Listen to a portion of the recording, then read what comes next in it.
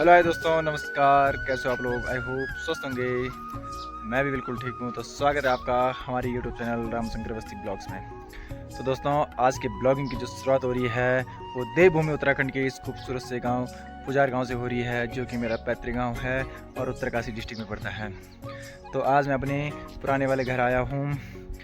तो यहाँ से मैं ब्लॉगिंग की शुरुआत कर रहा हूँ। तो दिखाता हूँ आपको थोड़ा यहाँ का व्यू। तो ये देखिए दोस्तों, ये हमारा पुराना मकान, जो कि मैंने आपको बताया था कि 1996 में बना हुआ है। तो देखिए देखिए, बहुत ही खूबसूरत सा नज़ारा यहाँ पे।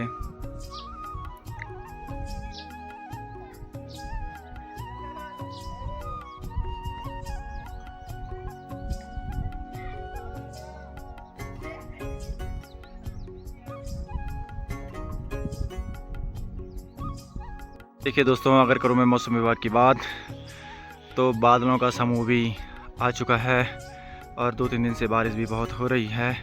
तो देखते हैं आने वाले समय में बारिश होती है या नहीं होती है। तो ये देखिए दोस्तों, ये हमारे गांव का एक पूरा व्यू जो मैं आपको दिखा रहा हूँ। बहुत ही खूबसूरत, बहुत ही प्यारा। ये देखिए दोस्तों,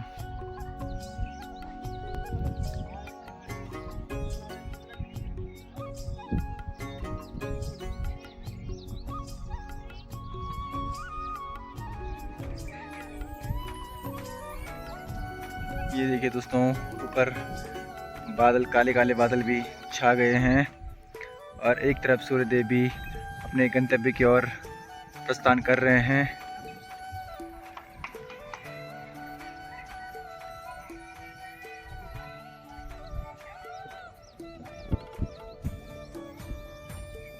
तो दोस्तों, अभी मैं यहाँ पे आया हूँ।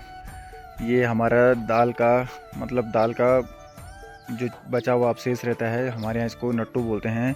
तो इसको यहाँ जो है स्टोर करके रखा हुआ है। तो दिखाता हूँ आपको इसको किस प्रकार से यहाँ से निकाला जाता है।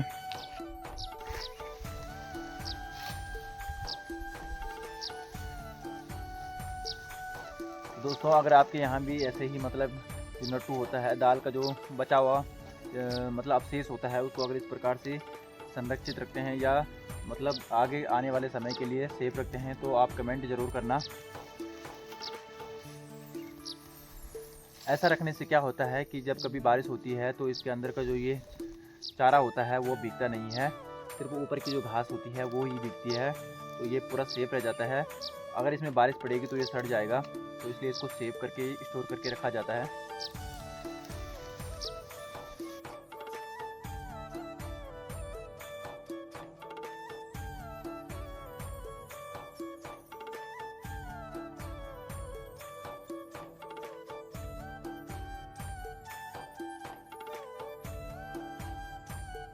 दोस्तों, ये है प्लास्टिक का गिल्डा और इस पे मुझे ये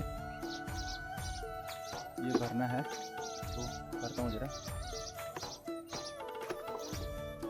क्या हाल है सागर? बढ़िया।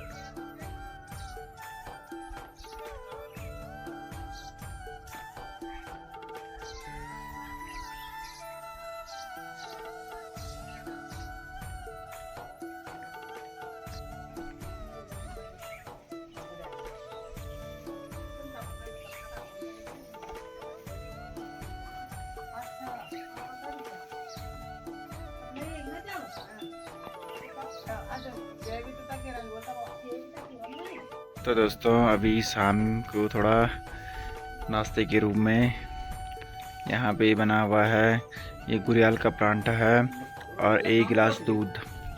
तो दोस्तों लेते हैं इसका एंजॉय। अगर आपके यहाँ भी गुरियाल के परांठे बनते हैं तो कमेंट करना। ये देखिए दोस्तों, सूर्य देव भी जो है वो अपने गंतव्य की ओर जा रहे हैं और इसी बीच में मैं थोड़ा हल्का फुल्का जो है शाम की भूख को मिटा रहा हूँ।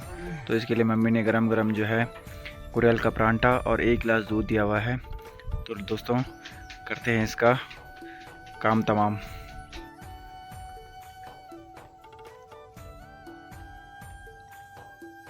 प्याज बोलते हैं हौल बड़े।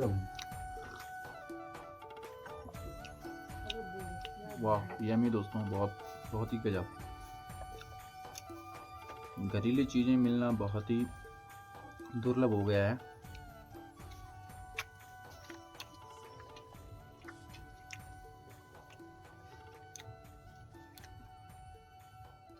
अब तो हम लोग मोमो, चाउमीन, पिज़्ज़ा, बर्गर इत्यादि खाते हैं। हमारी जो ये पुरानी चीज़ें हैं जिनसे हमें थोड़ा शक्ति मिलती है, ताकत मिलती है, वो चीज़ें हमने सारी मतलब हम उस चीज़ों को पीछे छोड़ के आगे बढ़ने की कोशिश कर रहे हैं। लेकिन इन चीज़ों में जो स्वाद है दोस्तों वो मोमो, चाउमीन और पिज़्ज़ा में नहीं है।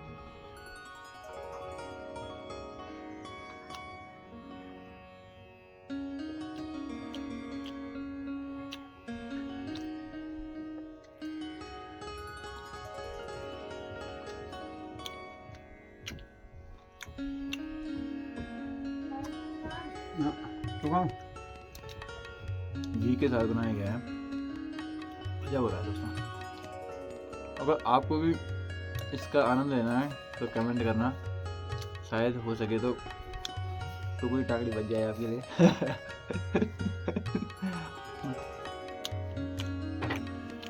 तो दोस्तों अभी हमने यहाँ इस खेत से जो है मटर को उखाड़ दिया है। इसके बाद यहाँ कुछ और सब्जी बोई जाएगी। तो अब मैं इस मटर से जो है थोड़ा मटर अलग कर रहा हूँ। यहाँ बहुत बहुत ज़्यादा ये हो के कबाड़ा हो रखा है, तो इससे मटर को अलग करना है। तो करते हैं दोस्तों।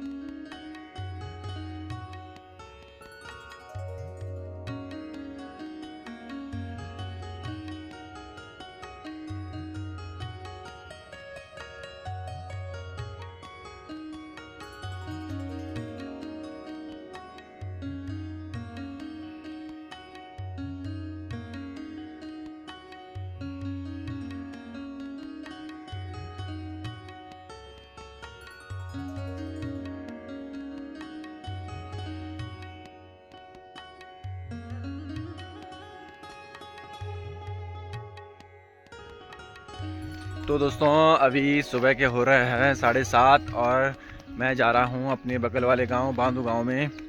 तो वहाँ इसलिए जा रहा हूँ क्योंकि हमारे यहाँ जैसे किसी औरत का प्रसव होता है तो उसके 11वें दिन एक छोटी सुतकारी होती है और 21वें दिन मतलब वो पूरी तरह से स्वच्छ हो जाते हैं।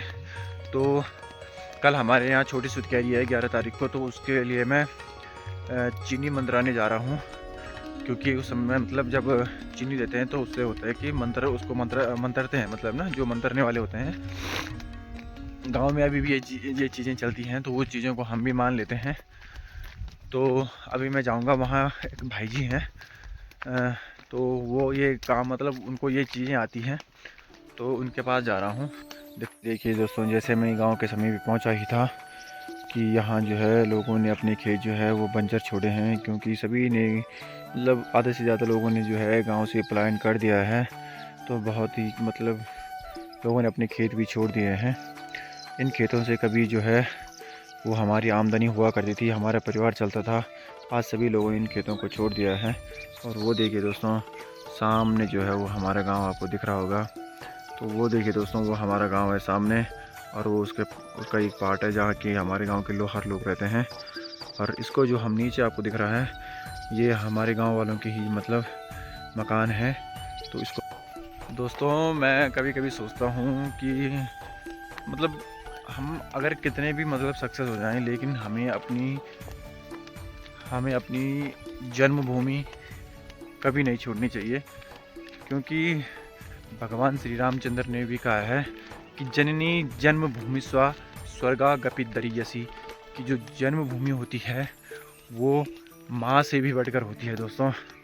तो सभी लोग जो है कम से कम अपने गांव में अपने जो त्यौहार हैं, अपने जो रीति रिवाज हैं, अपने जो मतलब गांव के मेले होते हैं, कौथिक होती हैं, उन मेलों में ज़रूर आएं। क्योंकि उससे ही जो है वो आपकी संस्कृति बची रहेगी, आपका गांव बचा रहेगा, आपकी सभ्यता बची रहेगी। तो दोस्तों, तभी आपके जो आने वाली जो पीढ़ी है वो उन चीज़ों को देख पाएंगे। तो सभी लोगों से निवेदन है कि वो गांव मतलब आते रहें। ये नहीं कि मतलब अपने परिवार को पालन पोषण के लिए भी बाहर जाना ज़रूरी है। क्योंकि हमारे जो यहाँ जो हमारा जो मतलब पहाड़ है, यहाँ उतना रोज़गार नहीं है। और ना ही उतने अगर जो थोड़ा बहुत सा मतलब जो हमारे खेत खाता है, इनसे जो है उतना अब होता नहीं है। क्योंकि सभी जंगली जानवर जो है, जैसे कि जंगली सूअर हो गया और भी चीज़ें हैं वो खेतों में जो थोड़ा बहुत फसल हो भी रही है उसको ख़राब कर रहे हैं। तो जाना भी ज़रूरी है, लेकिन जैसे कि जो भी हमारे यहाँ कौथिक जो भी कार्यक्रम, मेला, हमारी जो संस्कृति, हमारी जो भी चीज़ें हैं, उन चीज़ों के लिए ज़रूर मतलब घर आना है। तो तभी जो है आपके जो बच्चे हैं, हमारे जो बच्चे हैं, हमारी जो पीढ़ी है, वो इन चीज़ों को देख पाएगी। तो ज़्यादा नहीं बोलूँगा, आप लोग बोलेंगे ज्ञान दे रहा है, ज्ञान नहीं दे रहा हूँ, बट थोड़ा मतलब आने वाली पीढ़ी के बारे में भी हमें सोचना चाहिए।